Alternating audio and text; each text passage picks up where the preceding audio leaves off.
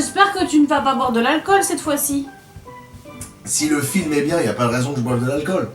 Tiens d'ailleurs à ce propos, quand on aime les films de monstres et qu'on regarde des nanars, en règle générale, il y a des sociétés de production qu'on peut pas oublier. Comme Nuit Image par exemple. J'en parlerai beaucoup plus en détail dans une vidéo spéciale sur les nanars, mais sachez que Nuit Image fait partie des sociétés de production américaines spécialisées dans les nanars et les navets à petit budget mettant en scène des requins, des crocodiles, des serpents, des dinosaures ou encore des extraterrestres dans des films au scénario improbable ou même carrément pompés sur des blockbusters.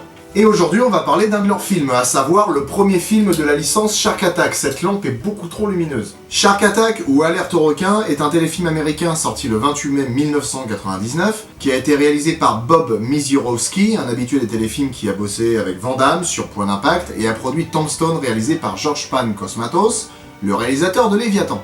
Mark est un scientifique américain qui remonte d'une plongée dans le Kusi Lagoon, un lagon d'Afrique du Sud. Il tient un étrange boîtier qui fait des battements de cœur. Il a tout juste le temps d'envoyer un mail à son meilleur ami que 2 flics lui tombent dessus, lui entaillent le bras, le faisant saigner de la peinture rouge et le balancent au requin. Steven reçoit le mail qui parle de nombreuses attaques de requins dans le Kusi Lagoon.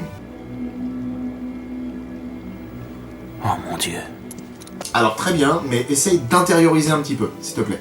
Il se rend donc sur place et fait la connaissance de Monsieur Rhodes, un riche investisseur qui rachète toute l'île bout après bout, vu que les habitants vivant de la pêche sont obligés de tout vendre puisque les requins bouffent tous les poissons.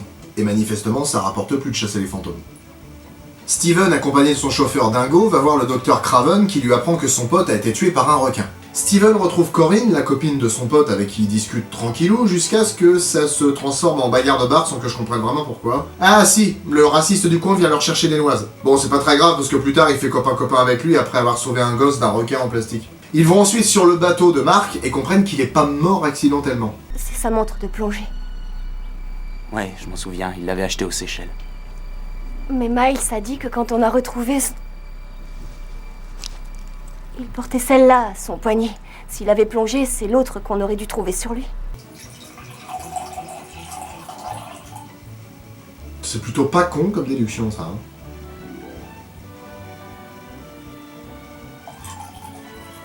Il se retrouve ensuite au Kusi Lagoon pour faire une plongée là où Mark aurait été vu la dernière fois, et trouve une épave dans laquelle est posé un curieux bidon qui semble attirer les requins en émettant les vibrations d'un poisson en détresse. Il l'apporte à Crane qui leur explique que l'émetteur a été posé par Mark pour parquer les requins dans le lagon et les empêcher d'attaquer les gens. Mais Steven, comprenant que Craven fait de drôles d'expériences sur les requins, en capture un avec Corinne et son chauffeur. Attention!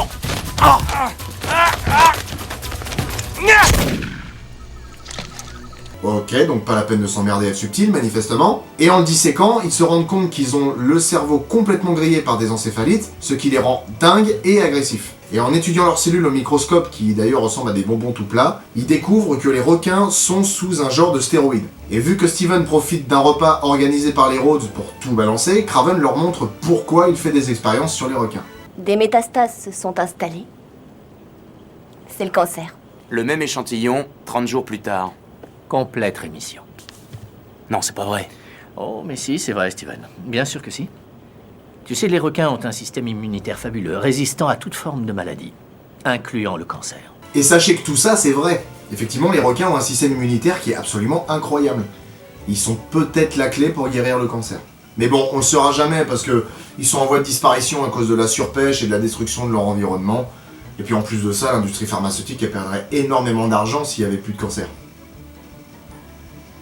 Ah, le mec il balance là. Hein. Bon, le problème c'est que Craven fait ça en loose day, et en plus de ça, son traitement marche pas du tout. Le lendemain, Steven et Corinne se mettent en devoir de retirer tous les émetteurs qui se trouvent dans le lagon, jusqu'à ce que leur cage tombe inexplicablement dans l'eau. Et si la cage est tombée, c'est parce que les 2 méchants policiers du début, qui ont vraiment l'air très méchants, bah il y en a un qui rigole tout le temps, je sais pas ce qu'il vous faut. Pourquoi vous faites ça? Vous êtes des flics! On a assommé le chauffeur qui a sûrement pas dû les entendre arriver en bateau et monter sur le sien, manifestement. D'ailleurs, les 2 méchants kidnappent Corinne et Steven et les jettent à l'eau. Mais comme ils sont pas cons et qu'ils ont caché des bouteilles d'oxygène dans l'épave du lagon, ils s'en sortent. D'ailleurs, comme par hasard, il n'y a pas un seul requin sur le chemin. Hein. Bref, ils se réfugient chez Rhodes qui leur propose d'attendre la police, mais comme la police c'est les méchants, s'ensuit alors une course-poursuite ma foi pas trop mal, où ils arrivent à semer les vilains. Ils se rendent ensuite dans le laboratoire de Craven pour y voler des preuves qu'il tue des gens avec son traitement. Mais tous les affreux leur tombent dessus et bat les masques. Bon alors en gros tout le monde est de mèche, mais principalement c'est le méchant vilain qui a pris les boîtiers pour énerver les requins, pour que les requins mangent les poissons et attaquent les gens, pour que les gens fuient l'île, pour que le méchant puisse racheter toute l'île, pour qu'une fois que l'île lui appartienne, il puisse s'arranger avec une compagnie pétrolière pour que la compagnie pétrolière elle fasse des trucs. Franchement, j'ai rien compris. Et là, bagarre. Bagarre avec les pêcheurs, bagarre avec les méchants, bagarre avec tout le monde. Le vilain Rhodes essaye de s'enfuir en hélicoptère, mais comme Steven est monté avec lui, au final, ils finissent tous les deux à la flotte. Et l'hélicoptère, kaboum. Steven se réfugie alors sur une bouée. Non mais les gars, la bouée fait 2 mètres d'envergure, montez pas au même endroit, soyez pas cons.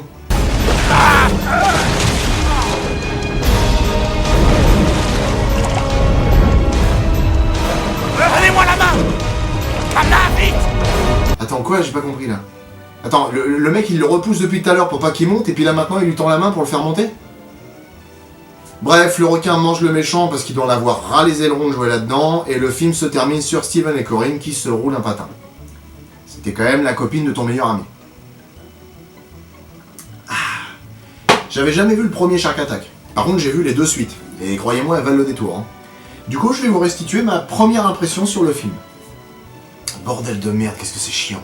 Ah ouais, le film est long et chiant. Bon, même s'il y a 1 ou 2 scènes d'action qui réveillent de temps en temps, putain, c'est long. En plus, le film se prend grave au sérieux, enfin, c'est ballot quoi. Je pense que de l'image, j'avais envie de faire un film un peu plus haut de gamme pour le genre, mais enfin, franchement, c'est foutu quoi. Je vais être honnête, hein, j'ai pas eu beaucoup d'inspiration quand j'ai écrit l'épisode, parce qu'en fait, le film ne m'a pas inspiré du tout.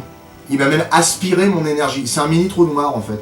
Après, je peux pas zapper le petit effort un peu vain de faire un scénar un tant soit peu travaillé. L'idée des requins manipulés génétiquement pour faire un sérum destiné à vaincre le cancer, c'est plutôt intéressant. Ça rappelle un petit peu l'idée de Peur Bleue, sauf que là c'est pour la maladie d'Alzheimer.